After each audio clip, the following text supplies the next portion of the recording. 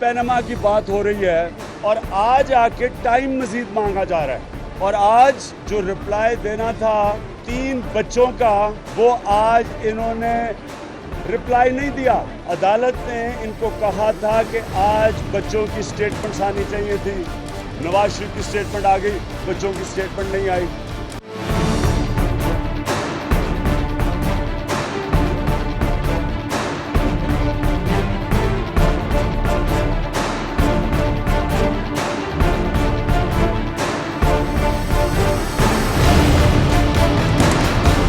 ہمارا مشورہ اور مفت مشورہ عمران خان صاحب کے لیے یہ ہے کہ اب وہ کچھ سکون لیں اور لوگوں کو اپنی اپنی ذمہ داریاں ادا بھی کرنے دیں۔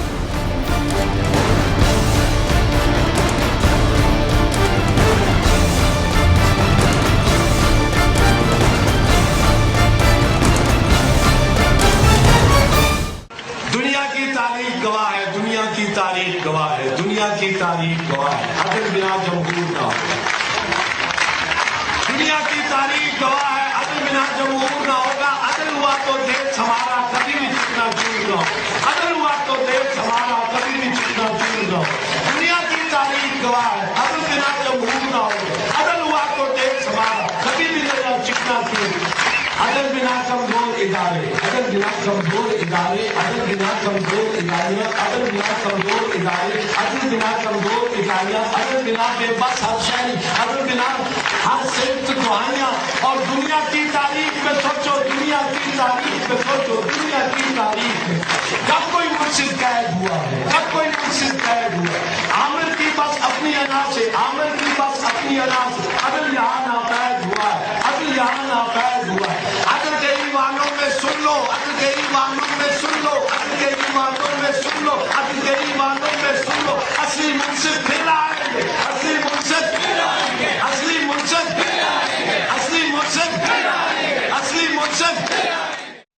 دنیا کی تاریخ گواہ ہے، عدل بنا جمہور نہ ہوگا۔ عدل ہوا تو دیس ہمارا کبھی بھی چکنا چور نہ ہوگا۔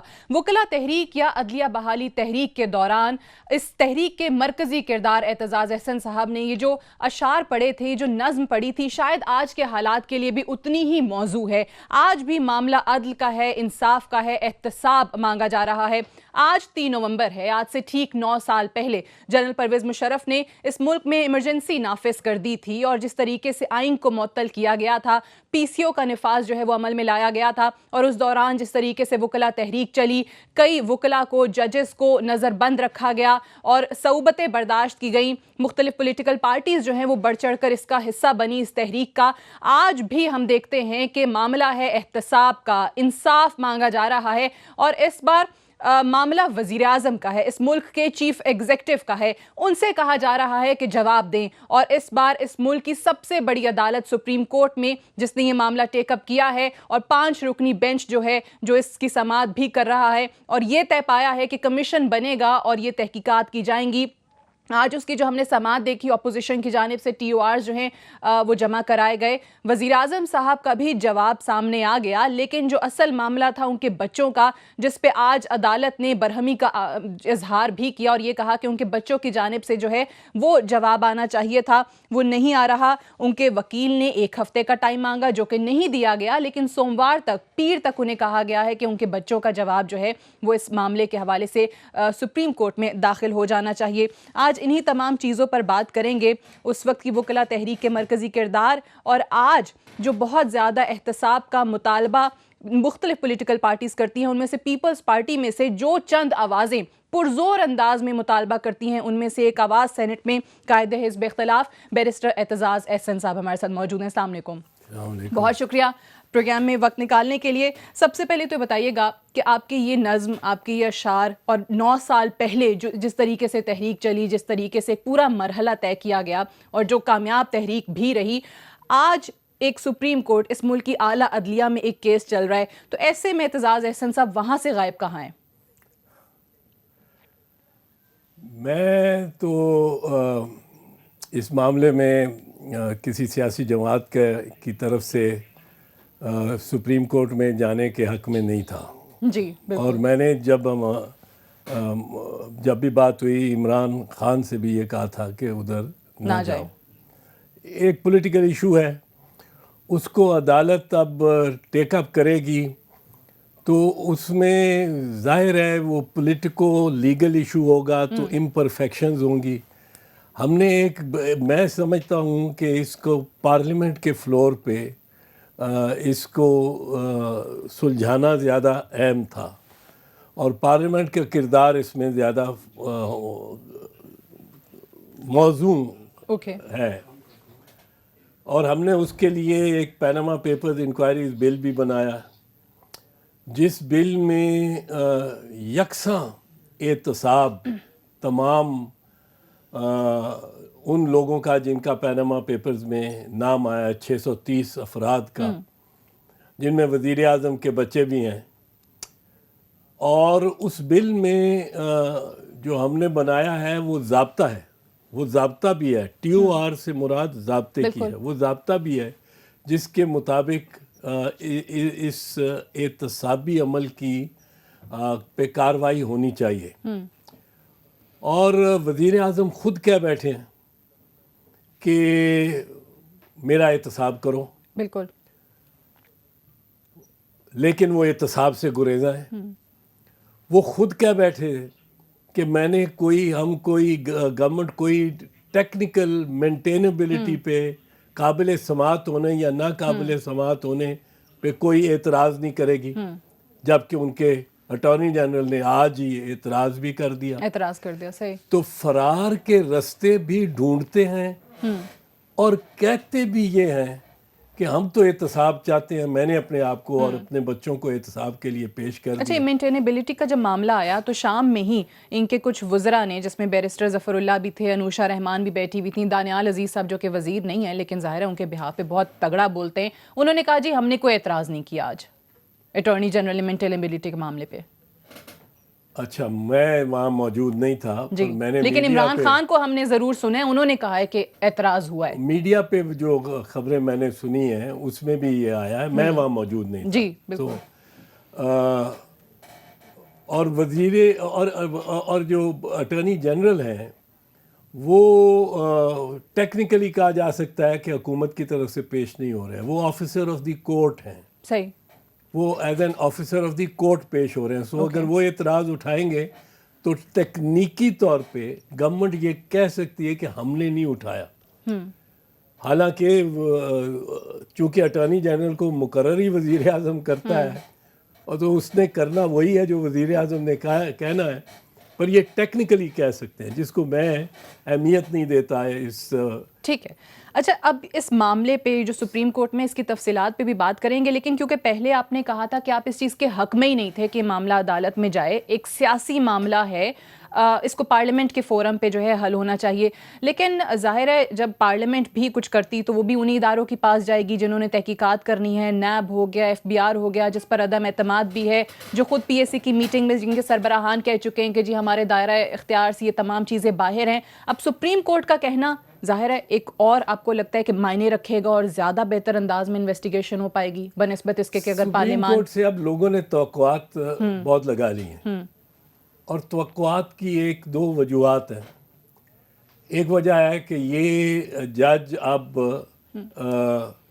एक मूवमेंट के बाद, एक भरपूर पॉपुलर मोबिलाइजेशन के बाद ये बहाल हुए ज़्यादातर, और इन पे तवक्कुआत ये है कि ये बिल्कुल आज़ादाना फैसला करेंगे।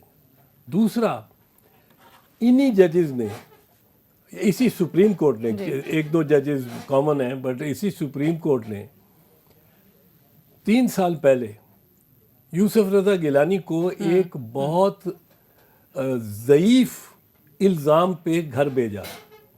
और वो इल्ज़ाम क्या था? उस पर कोई मनी लॉन्ड्रिंग का इल्ज़ाम नहीं था उसके खुद पे, उस पर कोई अरबहा रुपया ले जाके और जायदाद लंदन में बना लेने, खत ना लिखने का मामला। उसका ये था कि आप क्यों सदर मुमलिकत पाकिस्तान को एक गैर मुल्की मैजिस्ट्रेट के सामने सरनगू क्यों नहीं करते? खत का ये मकसद बिल्कुल ऐसा ही है कि प्रेसिडेंट ऑफ पाकिस्तान کا ٹرائل میجسٹریٹ سوئٹزرلینڈ کا میجسٹریٹ کرے. اب ان کے پاس صفائی, بڑی ٹھوس صفائی تھی, اور اس صفائی میں ان کا ایک آرٹیکل 248 کی دلیل تھی کہ جو استثناء دیتا ہے صدر مملکت کو, پاکستان کے صدر مملکت کو تمام عدالتوں میں, داخلی پاکستانی عدالتوں میں, اور بین الاقوامی قانون ان کو تمام دنیا کی عدالتوں میں استثناء دیتا ہے, اور وہ صرف پاکستان ویو کر سکتا ہے یا صدر ویو کر سکتا ہے. اسی طرح دنیا کے سربراہان مملکت جتنے ہیں, وہ بادشاہ ہیں, وہ امیر ہیں, وہ صدور ہیں, وہ چانسلرز ہیں, وہ ان کو پاکستان کی عدالتوں میں مکمل استثناء ہے. رائٹ. سو یوسف رضا گیلانی کو سپریم کورٹ نے 3 سال پہلے نااہل قرار دیا ایک ایسے الزام پہ جو کہ اس کا خاص بنتا بھی نہیں تو تھا. اس کے مقابلے میں یہ والا الزام جو منی لانڈرنگ کا الزام آپ کہتے ہیں کہ یہ زیادہ جو ہے اس میں وزن ہے, بہت سنگین معاملہ ہے. ٹھیک ہے, ایک بریک یہاں پہ لے لیتے ہیں, بریک سے واپس آئیں گے تو اعتزاز احسن صاحب ہمارے ساتھ موجود رہیں گے اور اسی حوالے سے اور کچھ اور موضوعات کے حوالے سے کچھ سوالات ان کے سامنے رکھیں گے. Stay tuned.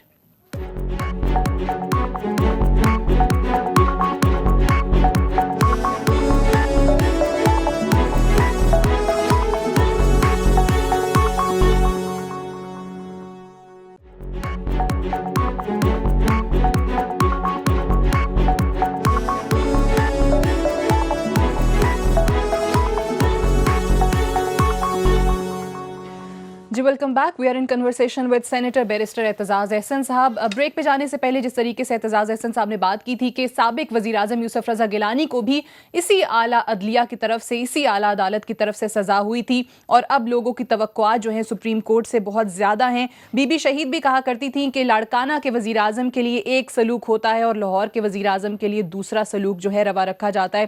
بیرسٹر صاحب بھی فرمائیے گا, سینٹ میں اپوزیشن لیڈر آپ ہیں, آپ ہی کی پارٹی کے اپوزیشن لیڈر جو نیشنل اسمبلی میں ہیں, ان کا ایک بیان سامنے آیا جن کو تنقید کا نشانہ ظاہر خان صاحب بنا بھی رہے ہیں, ڈبل شاہ بھی کہہ رہے ہیں اور کبھی کچھ کہہ رہے ہیں. وہ کہتے ہیں کہ اب پتہ چل گیا کہ امپائر کون تھا. اس سے ان کی کیا مراد ہے؟ میری اس سے بات نہیں ہوئی, پر مجھے بڑا تکلیف ہوئی, دکھ ہوا کہ عمران خان نے خورشید شاہ صاحب کی تضحیک کی ہے.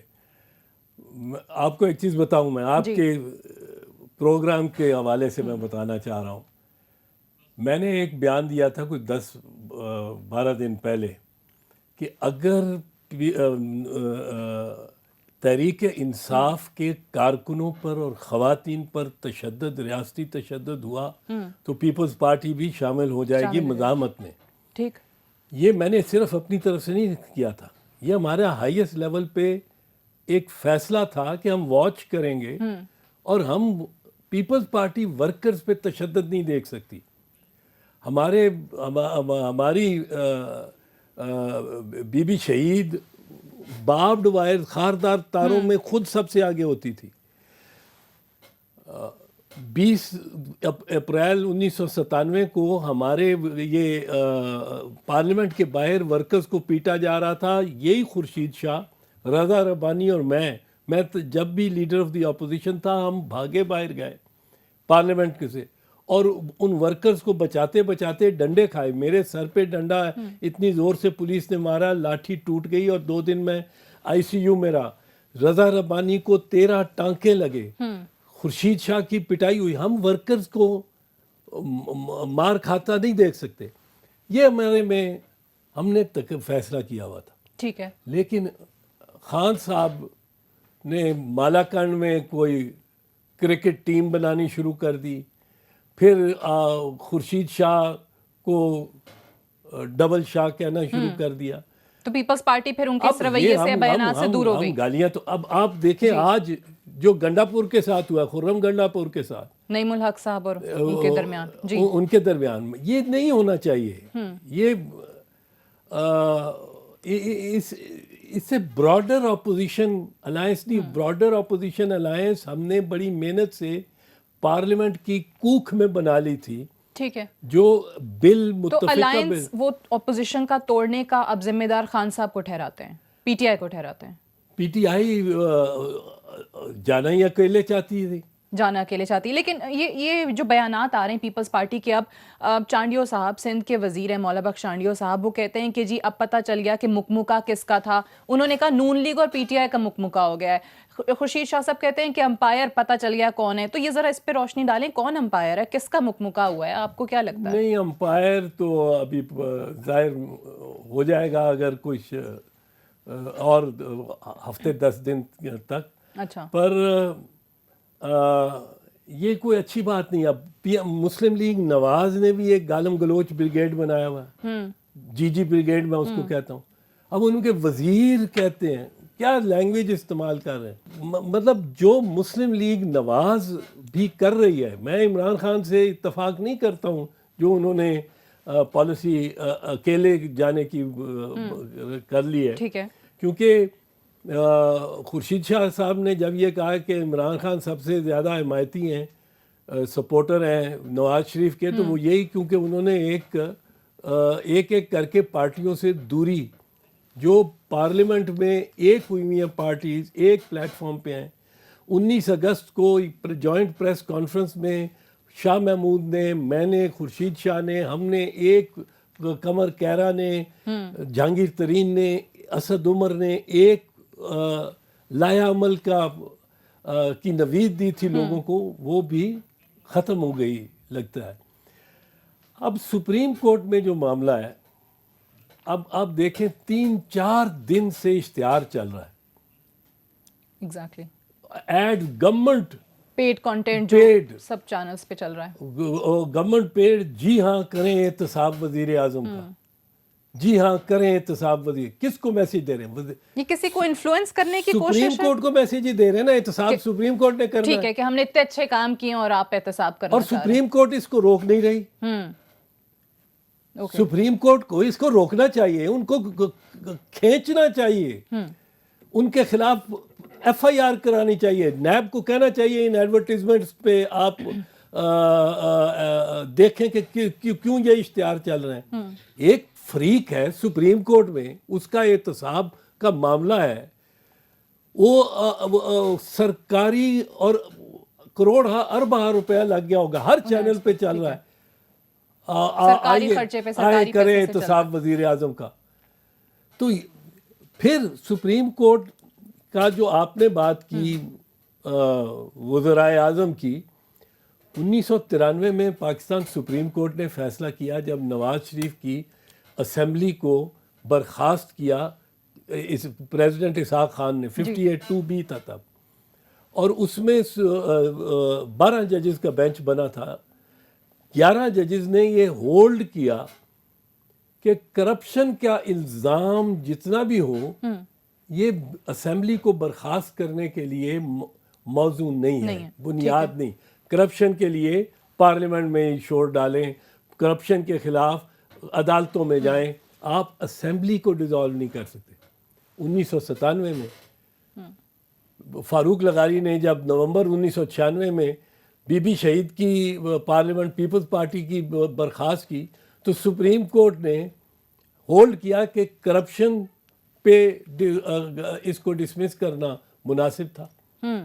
58(2)B کا اطلاق ہو سکتا ہے کرپشن پہ، کرپشن کے الزامات پہ.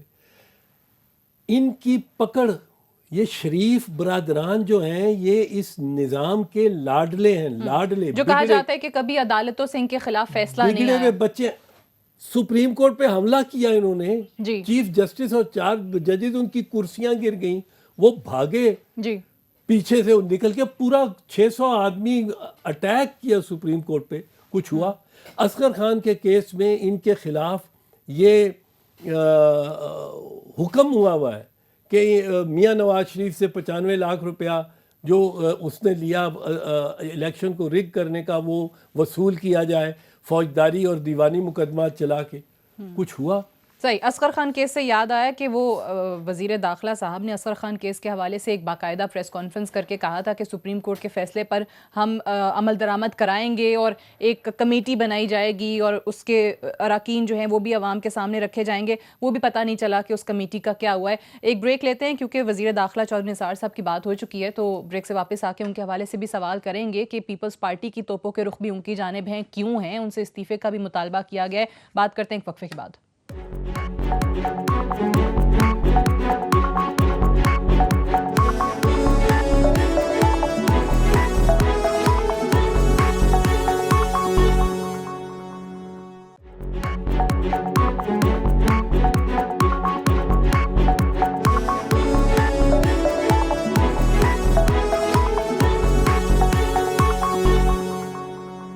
جی ویلکم بیک. پروگرام میں ایک بار پھر سے خوش آمدید. اعتزاز احسن صاحب پروگرام میں ہمارے ساتھ موجود ہیں. چودھری نثار صاحب سے کیا ناراضگی ہے آپ کے ساتھ؟ تو چلیں وہ معاملہ ہم دیکھتے رہتے ہیں کہ پارلیمان کے اندر بھی نظر آ رہا ہوتا ہے. اب پیپلز پارٹی نے باقاعدہ طور پہ ان سے استعفے کا مطالبہ بھی کر لیا ہے.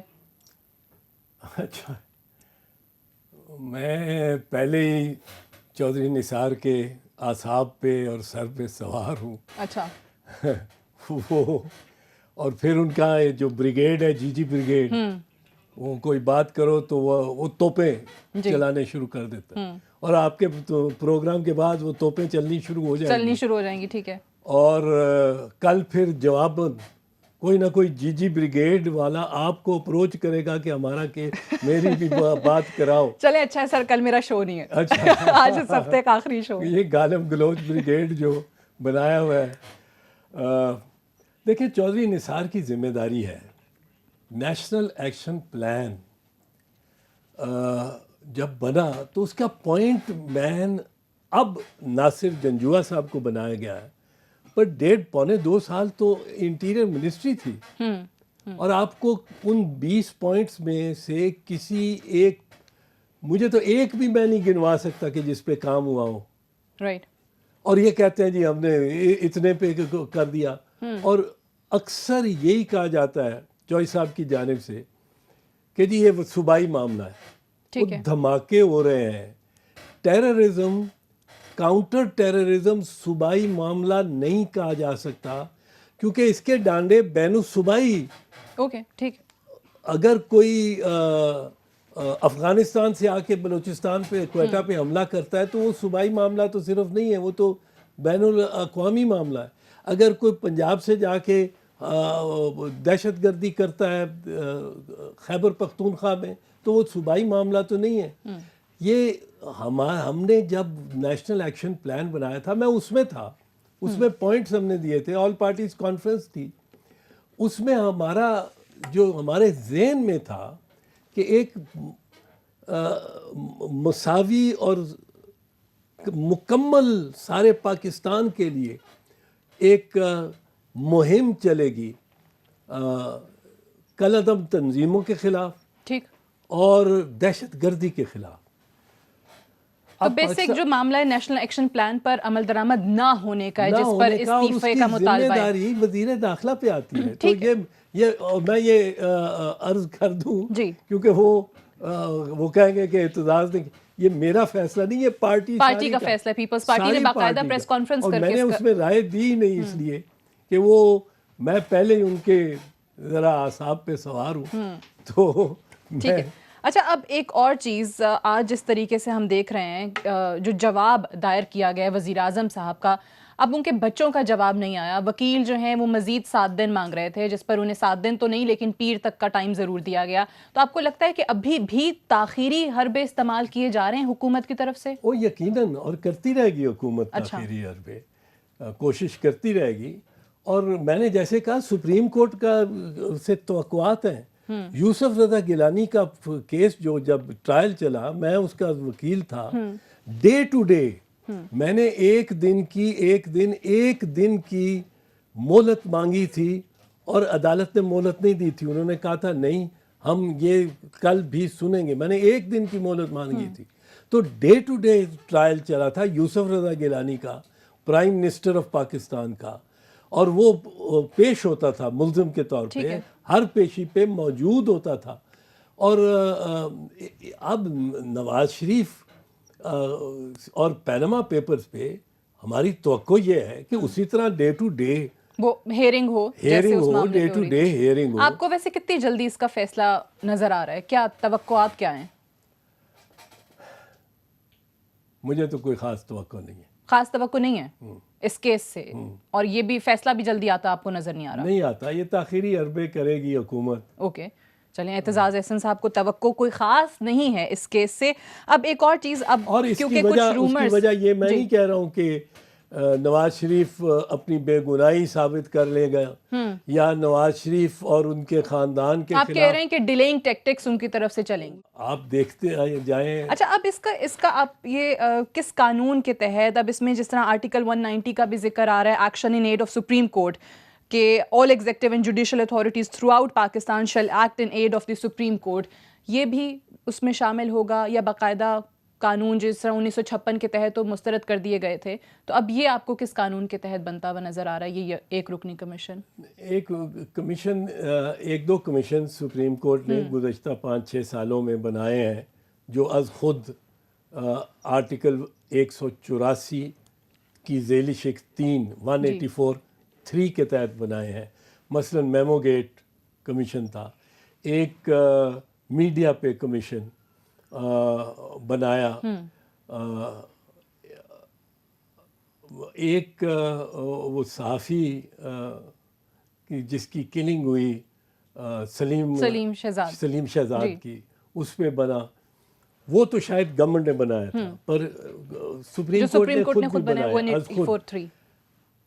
میری اپنی رائے میں سپریم کورٹ کو کمیشن بنانے کا اختیار نہیں ہے. اچھا، سپریم کورٹ خود سے کمیشن نہیں بنا سکتا. ویسے تو قانون وہ ہے جو سپریم کورٹ ڈکلیئر کرتی ہے. میں کچھ کہتا رہا ہوں، اگر سپریم کورٹ کہتی ہے ہمارے پاس اختیار ہے تو قانون یہ ہے کہ ان کے پاس اختیار ہے. پر میں سمجھتا ہوں کہ 1956 کے ایکٹ کے تحت حکومت کمیشن بنا سکتی ہے، حکومت نوٹیفائی کر سکتی، جو انہوں نے سپریم کورٹ کو لکھا تھا جی. اور سپریم کورٹ نے کہا کہ یہ ایک ٹوتھ لیس لا ہے. بالکل. اس سے اور جس طرح کہ آپ نے ٹرمز آف ریفرنس وہ تو قیام پاکستان سے بھی شروع کر دیتے تو کسی کا احتساب ناممکن ہوتا. ہو ہی نہیں سکتا. تو سپریم کورٹ نے یہ کہا، سپریم کورٹ نے اس وقت یہ نہیں کہا کہ ہم خود بنا لیں گے. سپریم کورٹ اب ویسے میں نے کہا کہ بنا چکی ہے ایک دو معاملات میں، پر اگر ٹرمز آف ریفرنس بنائے گی سپریم عدالت تو ان ٹرمز آف ریفرنس سے پر بھی تنازع ٹھیک ہے. لیکن جب سپریم کورٹ، چلیں یہ بڑا اہم نقطہ ہے، مجھے ایک بریک کے لیے کہا جا رہا ہے. بریک سے واپس آ کے میں اس کو تھوڑا تفصیل میں مزید سمجھنے کی کوشش کروں گی کہ اعتزاز احسن صاحب نے ایک تو یہ بات کی ہے کہ سپریم کورٹ خود سے کمیشن نہیں بنا سکتا ہے، لیکن اگر ٹی او آرز جس طریقے سے دونوں فریقین کے مانگ لیے گئے ہیں اس پر اتفاق اتنے مہینے نہیں ہوا، جو اب کیسے ہوگا؟ اور اگر سپریم کورٹ خود سے ٹی او آرز بناتا ہے اور پھر ایک طرف یہ کہہ دیتا ہے کہ وہ پابند ہوں گے دونوں فریقین اس کو ماننے کے بھی اور اس فیصلے کو بھی ماننے کے جو کمیشن کرے گا، اس پر ان کی کیا رائے، یہ بھی جانتے ہیں ایک وقفے کے بعد.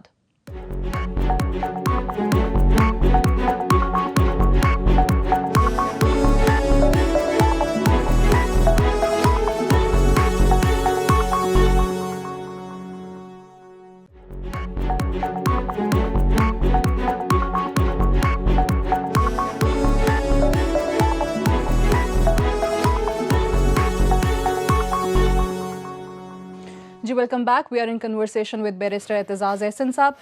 سر یہ بتائیے گا کہ جس طریقے سے ایک زمانہ تھا سابق چیف جسٹس افتخار چودھری صاحب کا، جب بہت زیادہ جوڈیشل ایکٹیویزم دیکھنے کو ملتا تھا، آلو کی پیاز کی قیمت پہ بھی سو موٹو نوٹسز ہو رہے ہوتے تھے، اب اس ایک اہم معاملے پہ حکومت لکھتی ہے عدالت کو کہ جی 1956 کے ایکٹ کے تحت آپ قانون کمیشن جو ہے وہ بنا دیں. آپ نے جس طرح خود کہا، عدالت نے بھی کہہ دیا کہ وہ کمیشن بالکل ہی ٹوتھ لیس کمیشن ہوگا، وہ مسترد ہو جاتی ہیں ٹی او آرز. پھر اب مختلف سیاسی جماعتیں including P T I supreme court میں پٹیشنز لے کے جاتی ہیں کہ اس معاملے کو سنا جائے. پہلے رجسٹرار اعتراض لگا دیتا ہے، پھر اعتراضات مسترد ہوتے ہیں، پھر سپریم کورٹ معاملہ ٹیک اپ کرتی ہے. اب اگر آپ یہ کہتے ہیں کہ سپریم کورٹ کو بھی یہ اختیار نہیں ہے کہ کمیشن بنائے تو پھر کہاں جائیں؟ کون فیصلہ کرے گا؟ کیسے ہوں گی دیکھیں، تحقیقات؟ سپریم کورٹ نے ایک نظیر نئی ڈالی ہے اور بلدیاتی نظام کے متعلق سپریم کورٹ نے چاروں صوبوں کو حکم دیا کہ آپ قانون سازی کریں، اس کے بارے میں قانون سازی کریں، اور ڈیڈ لائن دی۔ اب سپریم کورٹ ہمارا بل لے لے اور حکومت کو ڈائریکٹ کرے کہ اس بل کو آپ منظور کروائیں۔ اوکے، ایک نظیر خود سپریم کورٹ کی ہے، اس کے تحت کارروائی پھر ڈے ٹو ڈے کریں، اور اس کے تحت میں سمجھتا ہوں کہ اس کو پڑھ کے دیکھیں، ایک بڑا یہ ایسا اوفینس ہے جس میں خفیہ انداز سے سرمایہ چھپا کے سرمایہ کو ملک سے باہر لے جایا گیا ہے، اور خفیہ انداز سے اس کو خفیہ تجوریوں میں اور بینک اکاؤنٹس میں، پیناما میں مثال کے طور پہ، برٹش ورجن آئلز میں، گیئنزی میں، آئل آف وائٹ میں رکھا گیا ہے، اور اس سے پراپرٹیز لی گئی ہیں جو کہ جن کی ملکیت بھی خفیہ ہے۔ تو اس کے لیے ایک اسپیشل لا کی جو ہم نے بنایا ہوا ہے، جس میں ہم نے محنت کی ہے، اس کو ٹریس کرنے کے لیے، اس کو واپس لانے کے لیے، اس کی جو رسپونڈنٹ ہے جس کا نام آیا ہے اس کے بیچ میں تعاون لینے کے لیے وہ طریقہ کار ہے، اس کو لے اور حکومت کو حکم دے۔ ٹھیک ہے، تو ایک پریسیڈنس آلریڈی موجود اور ہے، یہ 2 اسی دن کو میں ہو دیکھا سکتا جائے، ہے، 2 دن میں ہو سکتا ہے۔ اچھا، اب ایک چیز، آج جس طریقے سے وزیر اعظم کی جانب سے تو جواب داخل کرا دیا گیا ان کے وکیل کی طرف سے، بچوں کا جواب اب پیر کو جا رہا ہے۔ اب ایک چیز جو جواب میں لکھی گئی کہ 2013 کے گوشواروں میں ان کے تمام اثاثے ڈکلیئر ہیں، یعنی کہ وزیر اعظم صاحب کے، اور ان کا کوئی بچہ ان کے زیر کفالت نہیں ہے۔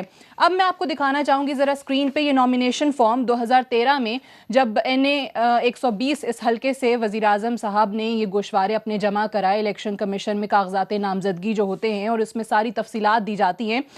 تو اب اس میں یہ دکھائیے گا ذرا، جہاں پہ تاریخ کے بعد جہاں یہ لکھا ہوا ہے assets of any standing in the name of spouse, minor children and other dependents. اب یہ ڈیپینڈنٹس میں نیچے جو نام ہے، land in the name of daughter Maryam Safdar, تو یہاں پہ یہ ڈیپینڈنٹس میں ان کو شو کیا گیا ہے۔ تو بیرسٹر صاحب، شاید میری اردو کمزور ہے اور انگریزی بھی کمزور ہے کہ زیر کفالت نہیں ہے اور یہاں پہ ڈیپینڈنٹ، تو یہ کیا ہے؟ نہیں، ڈیپینڈنٹ ہے، تو یہاں پہ کہتے ہیں نہیں ہے۔ اور دکھانا اس فارم کے تحت ڈیپینڈنٹ جن کی کفالت آپ کر رہے ہو، جی، ان کے اثاثے دینا لازم ہے۔ صحیح ہے، اور یہاں آج جو جواب دائر کیا جاتا ہے اس میں کہا جاتا ہے کہ کوئی بھی نہیں ہے زیر مشکل کفالت۔ پڑ گئی نا، تو یعنی جواب غلط ہو پڑ گیا۔ گئی۔ وہ بیٹے نے ٹیلی ویژن پہ 3 انٹرویوز میں کہہ دیا کہ الحمدللہ یہ اپارٹمنٹس ہمارے ہیں، اور مریم صفدر ان کی بینیفیشل اونر ہے۔ ایک دفعہ کا ٹرسٹی، تب بھی اس کی ملکیت اس کی بنتی ہے ایز اے ٹرسٹی، اور ایک جگہ کہا کہ بینیفیشل اونر ہیں، بالکل۔ تو وہ تو تسلیم کیے بیٹھے ہیں نا۔ اب ان کے لیے پرابلم یہ ہے، میاں محمد نواز شریف کے لیے، کہ عدالت میں 5 چیزیں پیش کر دی جائیں۔ وہاں بیٹے کا بیان ہے کہ 2005 میں ہم نے یہ لی، بالکل۔ وزیر داخلہ کا بیان ہے کہ یہ 20 سال پہلے میاں نواز شریف نے یہ خریدے۔ میاں صاحب کا بیان ہے کہ 1980 میں میرے والد سرمایہ دبئی لے کے گئے، وہاں سٹیل مل لگائی، سن 2000 میں اس کو بیچا تو جدہ میں سٹیل مل لگائی، 2005 میں اس کو بیچا تو اپارٹمنٹس لے لی۔ اب 1980 میں جو پیسہ لے کے گئے وہ کہاں سے، کس طرح لے کے گئے؟ اسٹیٹ بینک تو $1 کی اجازت نہیں دیتا تھا لے جانے کی، اور آپ لاکھوں کروڑوں ڈالر لے گئے بھائی، آپ کے والد خواہ لے گئے، وہ آپ کی ملکیت بنی۔ وہ پیسے کہیں ڈکلیئر ہوئے، کسی انکم ٹیکس کے گوشوارے میں پاکستان میں ڈکلیئر ہوئے، جب آپ بزنس یہاں کرتے رہے، آپ کی ملیں تھیں، آپ نے 0 انکم ٹیکس دیا تو 1995 96 97 میں، اور یہ وہی وقت ہے جو عام فہم لوگ سمجھتے ہیں کہ جب 93-94 میں یہ کک بیک ہے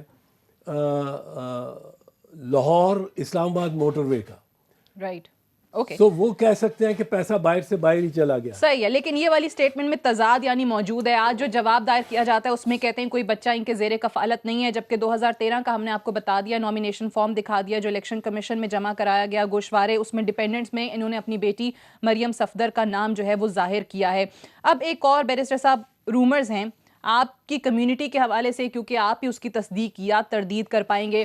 ایک طرف وزیر اعظم صاحب کے وکیل ہیں سلمان اسلم بٹ صاحب، دوسری جانب عمران خان صاحب کے وکیل ہیں حامد خان صاحب، اور یہ جو 5 رکنی بینچ بیٹھا ہوا ہے سپریم کورٹ کا، اس میں ایک جج ہیں. اطلاعات یہ ہیں کہ یہ تینوں لاہور میں ایک ہی لا فرم میں پارٹنرز ہیں.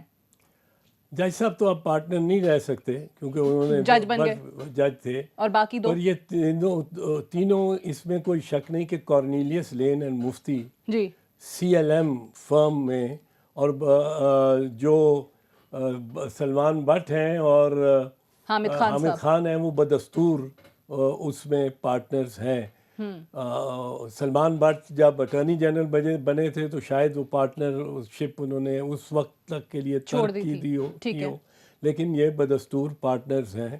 اور تو اس چیز کو آپ کیسے دیکھتے ہیں؟ مطلب کہ اتنا بڑا کیس اور عمران خان صاحب کے بیانات اور ان کے وکیل اور میاں محمد نواز شریف صاحب اس ملک کے وزیر اعظم کے وکیل دونوں ایک لا فرم کے پارٹنرز ہیں. یہ حسن اتفاق بھی ہے، یہ اتفاق واقعی ہے، حسن انتخاب بھی ہے، حسن انتخاب بھی ہے. ہاں، وکیل انتخاب کیا ہے جو وکیل کا انتخاب عمران خان کی تو پارٹی سے پرانے ہیں، میاں نواز شریف نے انتخاب جن کا کیا ہے، تو وہ حسن انتخاب ہے ان کا. اوکے، چلیں اب ایک اور معاملہ جس کو اس معاملے سے بھی زیادہ سنگین معاملہ تصور کیا جا رہا ہے، اور کہا جاتا ہے کہ وزیر اعظم صاحب کے لیے مشکلات زیادہ اس فرنٹ پہ بھی آ سکتی ہیں، جو ڈان لیکس کا معاملہ ہے. آپ کو کیا لگتا ہے کہ پرویز رشید صاحب کی تو چلیں قربانی ہو گئی، اب ان کے بعد جو تحقیقات کا دعویٰ کیا جا رہا ہے، جو سامنے نام لانے کی بات کی جا رہی ہے کہ جس نے بھی لیک کرائی پبلک کیا جائے گا، پھر سے میں ذکر کروں گی چودھری نثار صاحب کا، انہوں نے باقاعدہ پریس کانفرنس میں بات کی ہے. آپ کو لگتا ہے کہ واقعی اس طریقے سے ہو جائے گا جیسے کلیم کیا جا رہا ہے؟ وہاں بھی گورنمنٹ وقت خرید رہی ہے، بائنگ ٹائم، ڈیلے کرنا، تاخیر. اور اس حکومت کا اور نواز لیگ کا ایک شیوا رہا ہے کہ جہاں پھنس جائیں وہاں ٹائم گین کریں، کہ سچویشن جو ہے، جو کرائسس ہے، یہ خود ختم ہو جائے گا خود.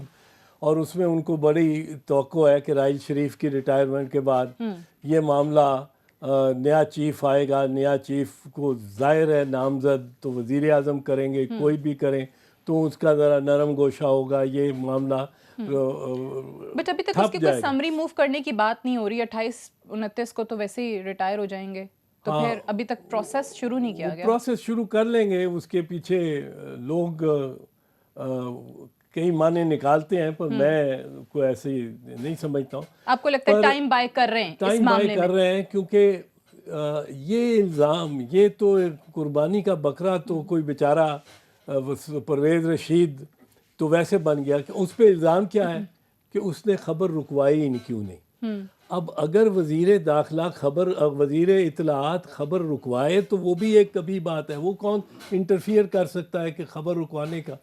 اگر اس نے نہیں رکوائی تو اس کی وجہ یہ ہے، ظاہر ہے کہ خبر دینے والا خبر رکوانے والے سے زیادہ مقتدر اور پاورفل تھا، اور یہ 4-5 لوگوں میں ہی ہے. اس میں اسحاق ڈار صاحب، وزیر داخلہ صاحب، شہباز شریف اور نواز شریف، اور بیچ میں مریم کا نام بھی لیا جا رہا ہے، اور اس پہ گورنمنٹ بڑی سینسٹیو ہے، اس پہ توپیں چلنی شروع ہو جائیں گی. پر ان چاروں میں سے جو یہ زیادہ پاورفل ہیں پرویز رشید سے، تو پرویز رشید خبر تو رکوا سکتا اگر وہ ان لوگوں سے، ان وزراء سے، ان اصحاب سے وہ زیادہ مقتدر، زیادہ طاقتور ہوتا जिन्होंने खबर फीड की है। ठीक है, गॉट योर पॉइंट। अब टाइम भी मेरे पास थोड़ा है। एक चीज़ जो आपने प्रोग्राम में बड़ी इंटरेस्टिंग आज कह दी है कि आपको एक तो ज़्यादा उम्मीद नहीं है इस केस से, तवक्कुआत ज़रूर सुप्रीम कोर्ट से लगी हुई हैं, लेकिन आपने कहा कि हुकूमत जिस तरीके से इसको लेकर चलेगी और जो ज़ाब्ता बनाएगी सुप्रीम कोर्ट को उसी में फंसा देगी, और टाइम बाय भी कर रहे हैं, डिलेइंग टैक्टिक्स भी साथ साथ चल रही हैं। तो पीटीआई इमरान खान साहब जिन्होंने बहुत ही एक सख्त मौक़िफ़ इस मामले पे अब अपना लिया है, धरना भी कॉल ऑफ कर दिया ये कह के कि सुप्रीम कोर्ट ने मामला टेकअप किया तो उन्हें खुशी हुई है। इम्प्लिकेशंस क्या देखते हैं अगर ये फ़ैसला वाकई में वज़ीर आज़म के हक़ में आ जाता है फॉर पीटीआई? क्या इम्प्लिकेशंस, क्या कॉन्सिक्वेंसेस देखते हैं?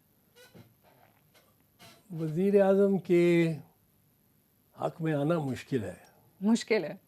जो एविडेंस इस वक्त सामने है, बेटे का बयान है, it's but on the other hand आपने खुद कहा कि आपको ज़्यादा तवक्को नहीं है। नहीं, वो ताखीरी हर बीच में जल्दी फैसला आने से तवक्को वन मैन कमीशन बनेगा।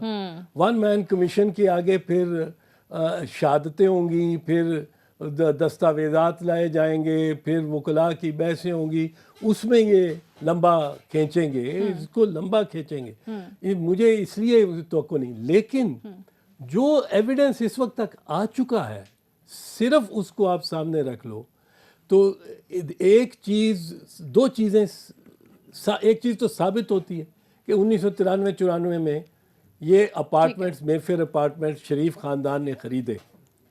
दूसरी चीज़ उनको एक्सप्लेन करनी है कि उन सालों में जब भाई ज़ीरो इनकम टैक्स दोनों दे रहे थे तो ये कहाँ से, कौन सी आमदन से ख़रीदे गए। तो केस तो ओपन एंड शट केस। ठीक है, लेकिन आपको जल्दी फैसला आने पर थोड़ा से शकूक व शुबहात ज़रूर हैं कि इसमें भी ताख़ीर हो सकती है। बहुत बहुत शुक्रिया बैरिस्टर एतजाज़ एहसन साहब, आज की नशिस्त में हमारे साथ मौजूद रहे। That's all for tonight. इजाज़त दीजिए, खुदा हाफ़िज़।